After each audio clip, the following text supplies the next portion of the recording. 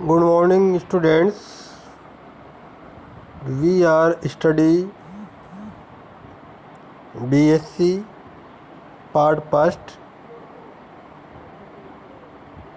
Zoology, paper third, unit first, day first. इस unit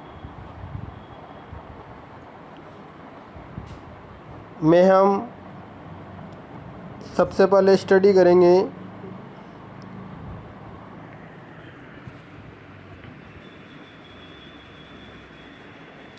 introduction, discovery of cell, cell theory, golden period of cytology.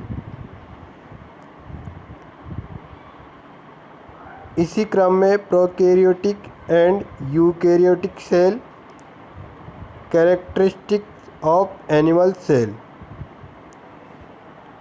इस unit के second बिंदु में हम अध्ययन करेंगे protoplasm, history, physical characters, colloidal property, chemical composition and biological character of protoplasm.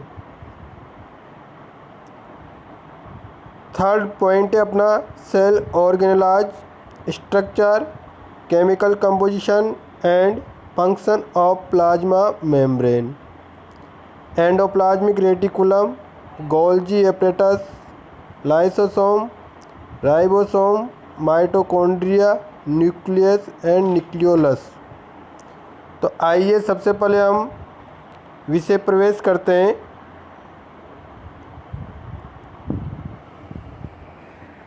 कोशिका विज्ञान, जिसे हम साइटोलॉजी कहते हैं, या कोशिका जीव विज्ञान, जिसे हम सेल बायोलॉजी भी कहते हैं। बहुत सिंपल सी इसकी डेफिनेशन है। जीव विज्ञान की वह शाखा जिसके अंतर्गत हम कोशिका का अध्ययन करते हैं, साइटोलॉजी या सेल बायोलॉजी कहलाती है। कोशिका विज्ञान के अंतर्गत हम प्रोटोप्लाज्म यानी जीव द्रव्य के संरचनात्मक एवं क्रियात्मक संगठन का, कोशिका के भौतिक रसायन, फिजियोकेमिस्ट्री, बायोकेमिस्ट्री तथा कुछ सीमा तक इसका मल्टीप्लिकेशन, हेरिडिटी एवं डेवलपमेंट जैसी क्रियाविधियों का इसमें हम अध्ययन करते हैं। ठीक, ये जीव विज्ञान की नवीनतम शाखा है 19वीं सदी की। आइए अब हम चलते हैं इसके इतिहास पर, हिस्ट्री।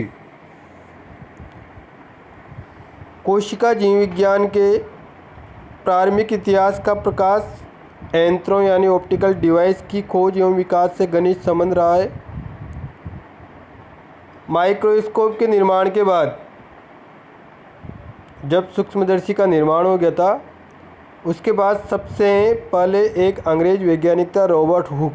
नाम सुना होगा आपने छोटी क्लासों में रॉबर्ट हुक का।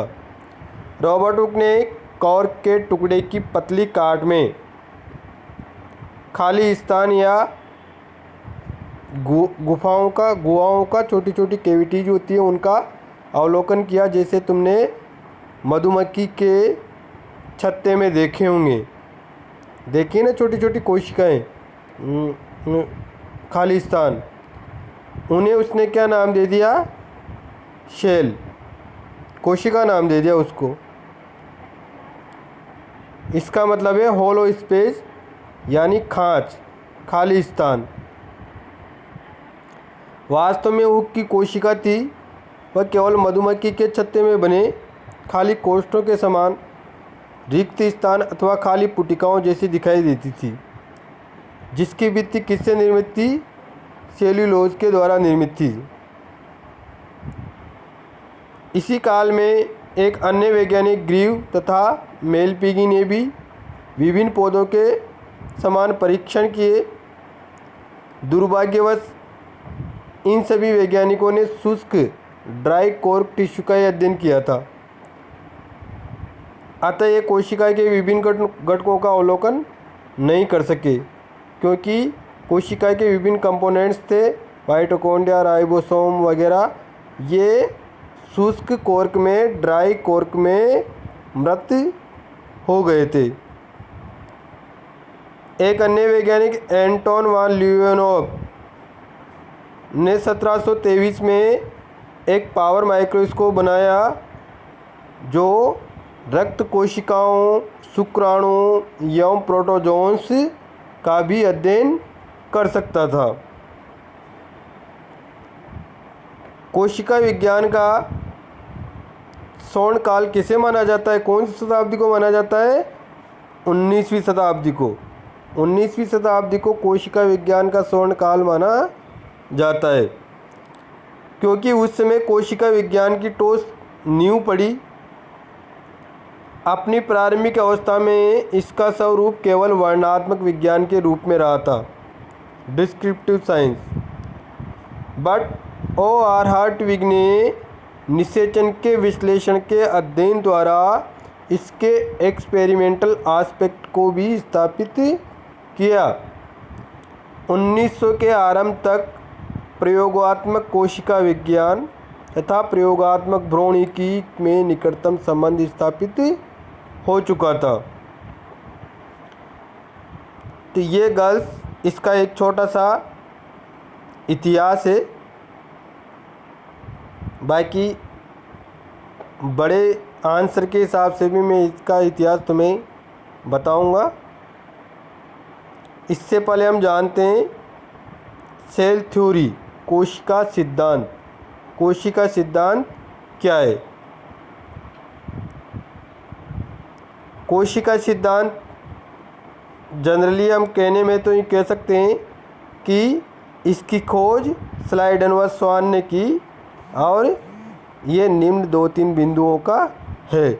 लेकिन फिर भी हम इसकी नींव कैसे पड़ी, ये कैसे बना, इसको पूरा देखते हैं। ल्यूवेनहोक की मृत्यु के बाद लगभग 200 वर्ष तक इस क्षेत्र में कोई विशेष प्रगति नहीं हुई। उत्तक के सेलुलर ऑर्गेनाइजेशन के ज्ञान को इस युग की विशेष उपलब्धि कहा जा सकता है। इसके बाद कोशिका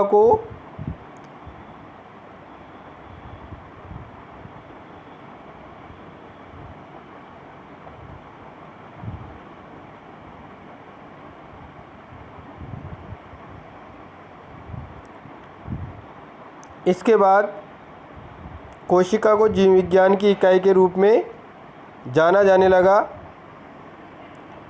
1800 के आरंभ में अनेक प्राणी वैज्ञानिक एवं वनस्पतिज्ञ जैसे होल्प, मिरवेल, ओकेन, लेमार्क, एमिसी, ड्यूट्रोचेट, टर्फिन आदि स्वतंत्र रूप से किए गए प्रेक्षणों के फलस्वरूप एक विशिष्ट निष्कर्ष पर पहुँचे, जिसे 19वीं शताब्दी में कोशिका सिद्धांत नाम दिया गया।